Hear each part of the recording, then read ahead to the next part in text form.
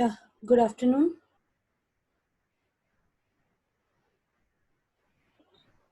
Good afternoon ma'am. Okay.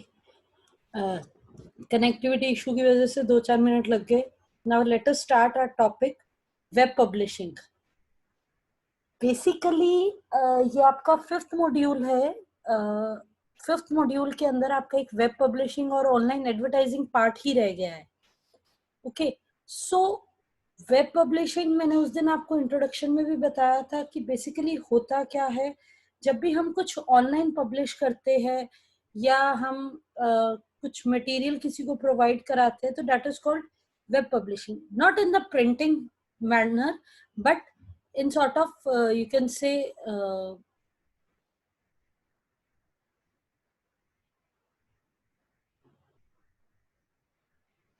so publishing. सबसे पहले हम समझेंगे पब्लिशिंग होता क्या है. वेब पब्लिशिंग, ऑनलाइन पब्लिशिंग हमें पता है, ठीक है.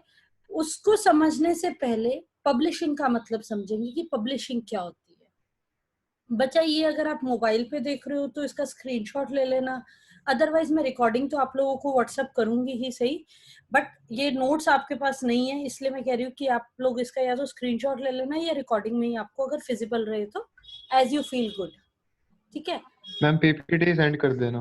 पीपीटी सेंड कर दूंगी, रिकॉर्डिंग और पीपीटी दोनों चीजें सेंड कर दूंगी. Okay, okay ma'am. so publishing is the process of production and dissemination of literature or information. Basically it is an activity of making information available to the general public. Basically हम कह सकते हैं कि publishing एक process है जिससे हम literature information को डिसेमिनेट करते हैं, डिस्ट्रीब्यूट करते हैं लोगों तक, लोगों को पहुंचाते हैं, जनरल पब्लिक को पहुंचाते हैं. बेसिकली हम कह सकते हैं in some cases authors may be their own publishers. Authors खुद ही पब्लिशर बन जाते हैं, मींस ओरिजिनेटर्स और डेवलपर्स जो होते हैं कंटेंट्स के, वो खुद ही अपने मीडिया को डिलीवर करते हैं और कंटेंट को डिस्प्ले करते हैं. ठीक है, अब publishing from last previous years we can say कि लास्ट डिकेड्स में हमेशा पब्लिशिंग जो थी वो ट्रेडिशनल मैनर में चल रही थी. That was the print publishing. इसीलिए मैं आपको दोनों पब्लिशिंग के टाइप बताऊंगी, print publishing and the online publishing. Traditional publishing क्या होता है? Basically, it is the selection, preparation and distributed of printed matter. For example आज भी ट्रेडिशनल पब्लिशिंग का यूज होता है, including books, newspapers, magazines and pamphlets.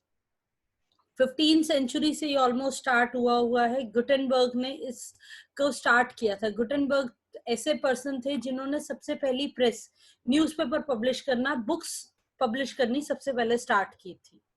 So he was the first person.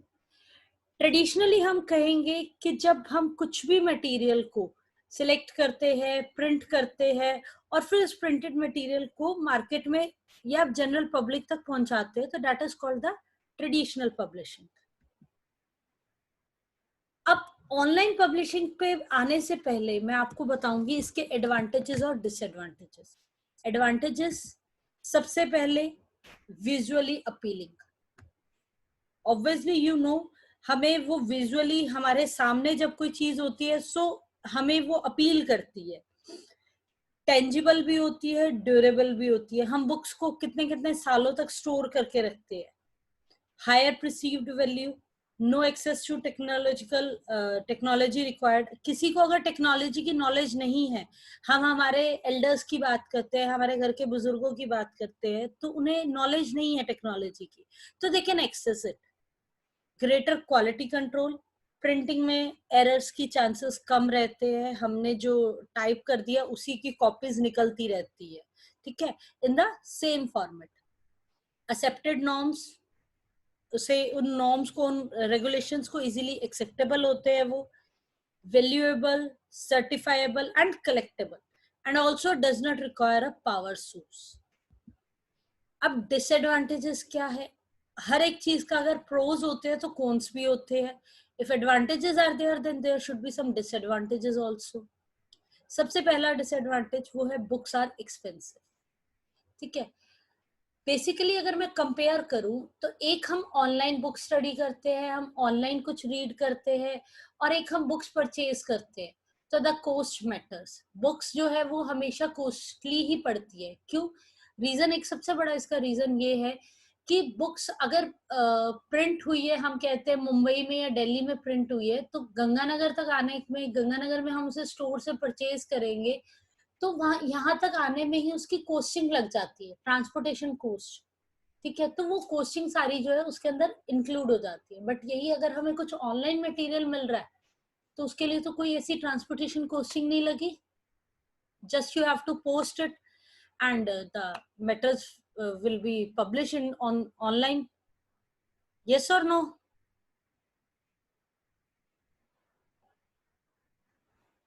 Yes, ma'am. Yes, ma'am. Okay. Difficult to find a publisher, costly to publish, high printing cost, restricted in multimedia.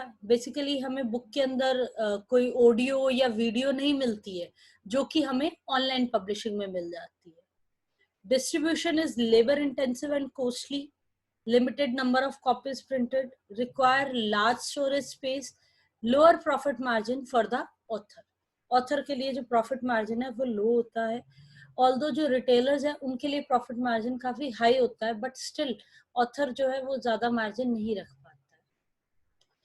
जब traditional publishing जो थी वो चली आ रही थी almost around 19th century तक वो चली आई, but mid of the 19th century में इलेक्ट्रॉनिक पब्लिशिंग आई। जैसे जैसे टेक्नोलॉजी इवॉल्व होती गई, टेक्नोलॉजी आती गई, तो लोगों ने इलेक्ट्रॉनिक पब्लिशिंग को फोकस करना शुरू किया। लोगों ने कहा कि why to purchase book, why to harm the trees, why to harm the nature, when we can access all the material online, then why should we go offline. So electronic publishing का concept आया। अब electronic publishing को हम e publishing या digital publishing भी कहते हैं।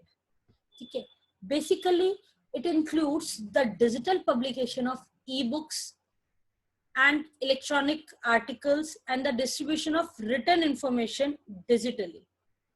Basically बच्चा क्या होता है, सीडी में कोई डाटा स्टोर किया हमने, ठीक है, या पीडीएफ में स्टोर किया, या डीवीडीज में, या हमने हार्ड डिस्क में। बेसिकली ऑनलाइन इंटरनेट पे या दूसरे नेटवर्क्स पे हमें जो भी डाटा मिलता है, हम जो भी बुक वहां पे एक्सेस कर सकते हैं, दैट इज कॉल्ड इलेक्ट्रॉनिक